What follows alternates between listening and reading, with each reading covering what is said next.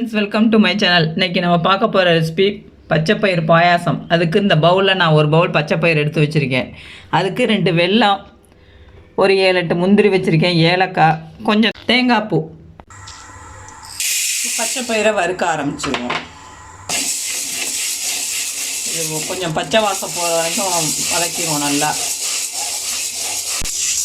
பருப்பு வறுபட்டுருச்சு. இப்போ கேஸ் ஆஃப் பண்ணிடுவோம். இப்போ வறுத்து நம்ம குக்கரில் போட்டோம்.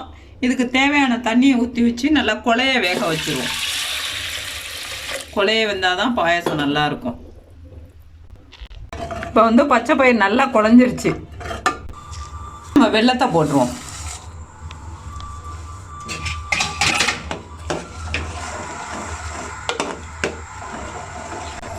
கொஞ்சம் திக்காக வேணா கூட இன்னும் கொஞ்சம் பாயாசம் கொஞ்சம் கூட வேணா கொஞ்சோண்டு ரவையை கூட வறுத்து இதோட போட்டுக்கிட்டால் இன்னும் டேஸ்ட்டாக இருக்கும். கொஞ்சம் உப்பு போட்டுக்குவோம். டப்பாவில் எறும்பு வராமல் இருக்க ஏலக்காய் இல்லாட்டி கிராம்பை போட்டு வச்சிங்கன்னா எறும்பு வராது. இப்போ ஏலக்காய் தூளை போட்டுருவோம். இப்போ தேங்காய் பூவை போட்டாச்சு. நெய்யில் முந்திரி வறுத்து வச்சுருக்கேன், அதையும் போட்டுருவோம். இப்போ பாயாசம் ரெடி ஆகிடுச்சு. இப்போ கேஸ் ஆஃப் பண்ணிடுவோம். இப்போ ரொம்ப ஹெல்த்தியானது, அடிக்கடி நீங்களும் சேர்த்துக்கோங்க. தேங்க்யூ.